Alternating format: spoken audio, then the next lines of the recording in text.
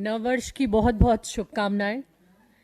लेकिन ये शुभकामनाएं अधूरी हैं। और जिस देश में बेटियों को पूजा जाता है, जिस देश में महिलाओं को पूजा जाता है, दुर्गा, काली, सरस्वती हम पूजा करते हैं, उस देश में जब महिलाओं के साथ, जब बच्चियों के साथ ऐसे अपराध, ऐसे जघन्य अपराध होते हैं, तो उस देश का नया साल शुभ कैसे हो सकता है। मैं कुछ पंक्तियों के साथ अपनी बात शुरू करूंगी आपसे कि लुट रही है बेटियों की आबरू भरे बाजार। कहां गए जो कहते थे मैं भी चौकीदार? कहां गए? हर किसी ने लिख डाला था मैं भी चौकीदार, मैं भी चौकीदार, मैं भी चौकीदार। लेकिन वो चौकीदार आज देखिए, ये वही सब होंगे जिन्होंने लिखा था कि मैं भी चौकीदार। तो ये कुणाल पांडे चौकीदार, सक्षम पटेल चौकीदार, आनंद उर्फ अभिषेक चौहान चौकीदार। और कैसे चौकीदार? बीजेपी के पोस्ट होल्डर्स चौकीदार। एक पर कुणाल पांडे महानगर संयोजक, सक्षम पटेल महानगर सह संयोजक, उसके बाद तीसरे ये भी पार्टी में पदाधिकारी, बीजेपी आईटी सेल वाराणसी महानगर कार्य समिति सदस्य। तो ऐसे ऐसे चौकीदार भाजपा ने इकट्ठे किए। अब हम इन चौकीदारों से देश की बेटियों की आबरू बचाने की उम्मीद कर रहे हैं। कौन से चौकीदार? सबसे पहले तो गंगा मां ने बुलाया हूं, गंगा मां ने मुझे बुलाया है। गंगा मां आज रोती होंगी कि मैंने ऐसा लाल बुला लिया कि जो क्योटो बनाने चला था बनारस को, और वो क्योटो में देश की बेटियों के साथ क्या हो रहा है। प्रधानमंत्री जी, आपका संसदीय क्षेत्र, जहां के आप जनप्रतिनिधि हैं, आप लोगों को सलाह देते हैं कि देश बेटियों के बिना आगे नहीं बढ़ सकता, देश महिलाओं की भागीदारी के बिना आगे नहीं बढ़ सकता। लेकिन देश की बेटियों की आबरू लूट रही है। और लूटने वाले कौन? जो कहते थे मैं भी चौकीदार, वो हैं देश की बेटियों की आबरू लूटने वाले। आपकी पार्टी में अमित शाह जी, गृह मंत्री जी कहते थे उत्तर प्रदेश में दूरबीन लेकर भी अपराधी ढूंढने से नहीं मिलेगा। लेकिन दूरबीन की जरूरत क्या है जब अपराधियों को आप अपने बगल में लेके बैठे हो?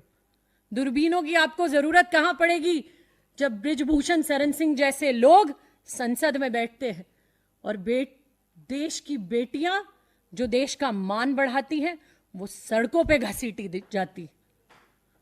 जरूरत क्या पड़ेगी दूरबीन की आपको जब आप ही के दिन रात गालियां देने वाले लोग महिलाओं को, उन्हें आप लोग फॉलो करते हैं ट्विटर पे, उन्हें आप लोग सोशल मीडिया पर फॉलो करते हैं और बड़े गर्व के साथ फॉलो करते हैं, जो देश की बेटियों को, महिलाओं को गालियां दे रहे हैं, जो देश की बेटियों को ना जाने क्या क्या शब्द लिखते हैं, ना जाने क्या क्या कहते हैं। हम ऐसे शब्द अपने मुंह से निकाल भी नहीं सकते जिन शब्दों से वो देश की बेटियों को खुलेआम संबोधित करते हैं। और जब कांग्रेस की महिला नेता या कोई नेत्री आकर आवाज उठाती है और कहती है, तो आप हमारे ट्विटर हैंडल खोलकर देखिए हम लोगों को कितनी गालियां ये लोग देते हैं। हमारे ट्विटर हैंडल्स पर आके कहते हैं। क्यों? क्योंकि ये अपने भाजपा की महिलाओं की तो जबान बंद कर चुके हैं, लेकिन कांग्रेस की महिलाओं को भी गालियां देकर जबान बंद कर देना चाहते हैं। इनकी महिला नेता नहीं बोलेंगी, वो संसद में न जाने क्या क्या ड्रामे करेंगी, 40-40 साल पुराने किस्से निकालेंगी, लेकिन बनारस पर नहीं बोलेंगी, लेकिन हाथरस पे नहीं बोलेंगी, उत्तराखंड पे नहीं बोलेंगी, छत्तीसगढ़ पर नहीं बोलेंगी, उन्नाव पर नहीं बोलेंगी, वो किसी चीज पर नहीं बोलेंगी, वो हथनी पर बोलेंगी, वो हथनी पर बोलेंगी, लेकिन वो देश की बच्चियों पर नहीं बोलेंगी। अरे कोई केस आया, और वो केस किस तरीके से आया? गन पॉइंट पर रेप हुआ 1 नवंबर को, 1 नवंबर 2023 को गन पॉइंट पर रेप हुआ। एक मोटरसाइकिल पर 3 अपराधी भाजपा के संरक्षण में फल और फूल रहे अपराधी वो आने के बाद 60 दिन उन्हें बचाया गया। 60 दिन। मैं पूछना चाहती हूं वो बचाने वाले आखिर हैं कौन?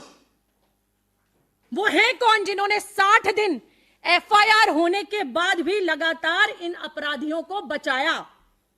वो इसी सरकार में बैठे सरकारी तबका लिए लोग हैं। बिना उनकी संरक्षण कोई बचाया नहीं जा सकता। एक आम बेटी से पूछिए आज एफआईआर कराने में कितनी मुश्किल, कितनी मुशक्कत आती है। आप डरा रहे हैं देश की बेटियों को।